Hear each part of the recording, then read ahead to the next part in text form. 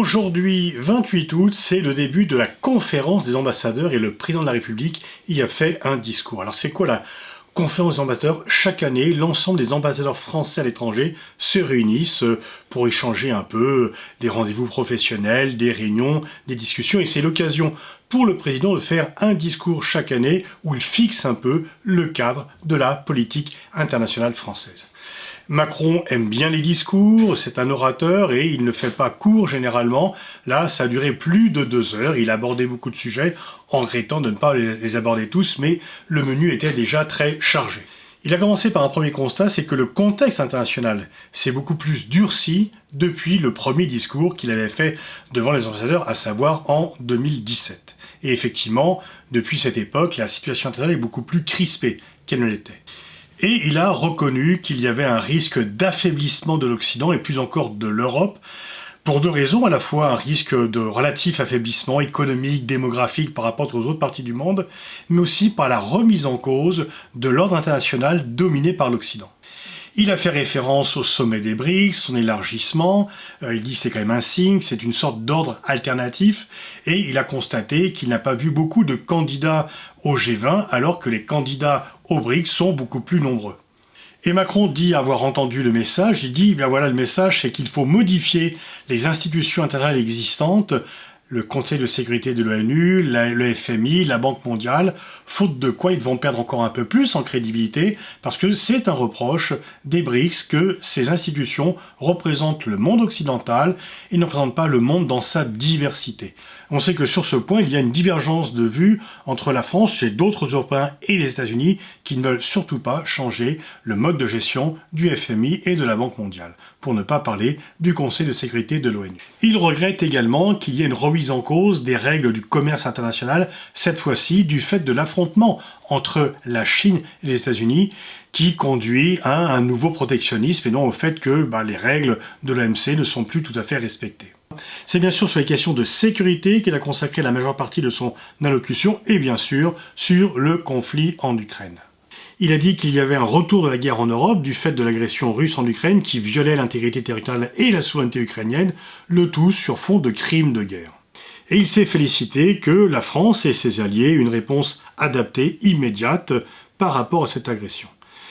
Faisant référence à un bruit qu'on entend de plus en plus, non seulement dans le reste du monde, mais également dans une partie de l'Europe, et là je fais référence au livre de Nicolas Sarkozy, il dit qu'il faut éviter une fracture du monde sur cette question-là, avec l'idée qu'il ne fallait pas reconnaître un cessez-le-feu sur fond de reconnaissance d'acquisition territoriale, donc de territoire ukrainien, par la Russie. On sait qu'il y a une divergence entre les pays du Sud et les pays occidentaux. Tous les plans qui ont été élaborés par les pays du Sud font l'impasse sur la question territoriale et sur la question des territoires acquis par la Russie. Ils veulent une paix le plus rapidement possible, même si la question territoriale de l'Ukraine n'est pas résolue, alors que pour les pays occidentaux, il faut d'abord que l'Ukraine récupère tous ses territoires avant qu'il n'y ait une paix, parce que dit Macron, il l'a répété, sinon ça ne serait pas une paix durable, et en même temps il prévient qu'il y aura donc un effort long à faire, donc un effort financier, un effort d'aide militaire, et donc il annonce au public la perspective d'une guerre qui peut durer et à laquelle il faut se préparer parce qu'il faudra toujours aider l'Ukraine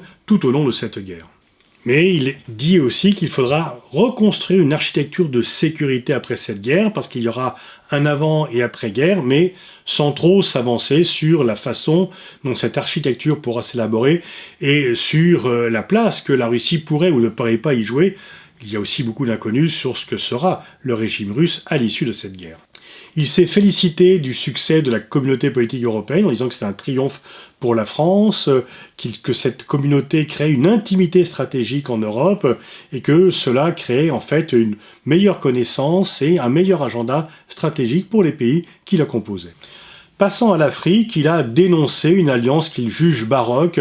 entre les panafricanistes et les néo-impérialistes, donc les Africains qui contestent la présence française au nom de la lutte contre le colonialisme, et néo-impérialistes, ça veut dire c'est la Russie, voire peut-être un peu la Chine, et donc il a jugé cette alliance baroque, il a beaucoup insisté sur le fait que la France avait été présente à la demande des pays africains, et dit-il, sans Serval, sans Barkhane, le Mali, le Niger, le Burkina Faso n'existeraient plus, et il a de façon assez ferme, voire assez agressive, dit que il ne fallait pas employer le langage de l'ennemi et qu'il ne fallait pas mettre en cause la responsabilité de la France dans ces affaires-là, parce que c'était reprendre un peu le narratif des ennemis de la France. Sur le Niger, il y a eu un président élu démocratiquement, appartenant à une ennemie minoritaire, qui faisait des réformes courageuses pour lutter contre la corruption, qui était la victime d'un coup d'État et qui était détenu dans des conditions tout à fait anormales, et donc il n'était pas question que la France l'abandonne, et que les appels à être plus pragmatiques par rapport à la junte au pouvoir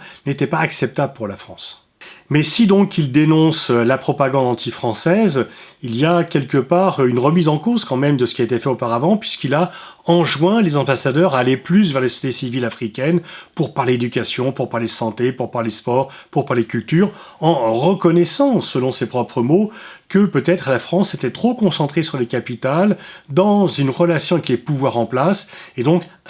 était allée insuffisamment vers la société civile, ce qui expliquait une partie des difficultés de la France dans la région. Donc c'est un début de reconnaissance de la nécessité de changer de cap diplomatique et d'action sociétale dans la région. Autonomie stratégique européenne, souveraineté européenne, pour lui,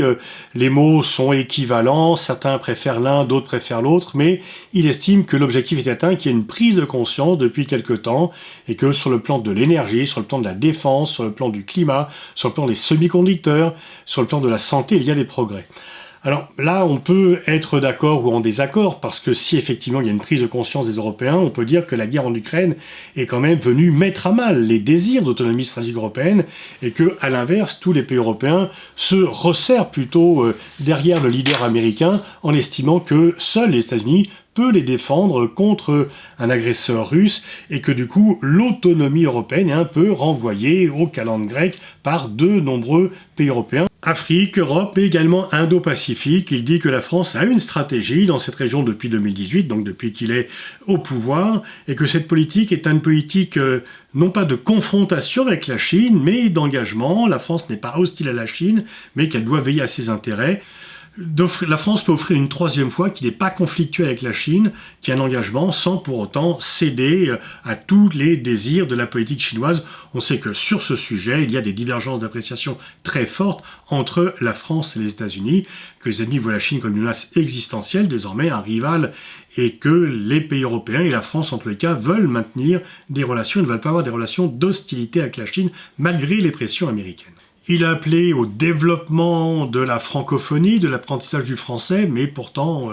il faut quand même constater que l'organisation internationale de la francophonie est en difficulté, qu'elle n'a pas vraiment l'influence et l'action qu'elle pourrait avoir, et que, très honnêtement, il ne faut pas confondre le nombre d'habitants dans un pays qui utilise le français et le nombre de francophones. Ce n'est pas la même chose, et l'exemple de la RDC peut le montrer. Et puis, il a appelé également à une régulation de l'intelligence artificielle. Il a conclu sur la politique d'influence en disant que la France était, notamment l'Afrique, victime de politiques de contre-influence et qu'il fallait que la France développe une politique d'influence. Alors, ceci ne peut être que du miel dans ma bouche, nous sommes tous d'accord avec cela, notamment dans les milieux académiques intellectuels, même si malheureusement les moyens ne suivent pas par rapport à cela. C'est vrai que les moyens du Quai d'Orsay ont été sanctuarisés cette année,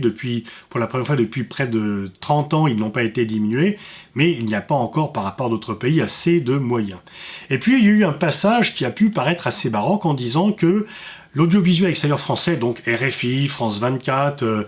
étaient considérés comme des médias d'État dans les pays étrangers, notamment en Afrique, mais qu'ils ne l'étaient pas, qu'il ne fallait pas qu'ils le soient, mais qu'ils devaient un peu plus faire de la politique et donc servir la politique française, ce qui, à mon avis, ne va pas être très bien vu par les journalistes de RFI et de France 24 qui ne veulent pas jouer ce rôle-là. Il est un peu contradictoire de dire qu'il faut faire de l'influence, ne pas être la voix de la France, tout en défendant la politique française. Et je veux dire, au contraire, il faut que ces médias apparaissent comme des médias indépendants pour avoir de l'influence, et non pas comme étant la voix de la France. Sinon, c'est une voix française, ce n'est pas la voix du gouvernement français.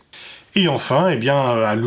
peu de jours avant l'ouverture du mondial de rugby, à 1 an de l'ouverture des Jeux paralympiques et à quelques mois de l'ouverture des Jeux olympiques, il a, et ceci ne peut bien sûr que me satisfaire, développé l'importance du sport comme moyen d'influence pour la France. Discours fleuve, donc, Macron veut séduire les ambassadeurs. On sait que le corps diplomatique a été supprimé, que ça avait fait quelques grincements de dents. C'est compensé par le fait que les moyens du Quai d'Orsay ont été augmentés ce matin. Et donc pour que nos ambassadeurs soient mobilisés dans leur action qui n'est pas seulement politique et stratégique, mais aussi économique, culturelle. Et là, je voudrais juste, pour bien les connaître, rendre hommage aux ambassadeurs par rapport aux clichés qui circulent sur des gens qui passent leur temps dans des réceptions à pas foutre grand-chose. Non, ils mouillent le maillot, ils défendent l'État de la France et ils sont dans leur globalité, dans leur diversité, des vrais serviteurs de l'État français.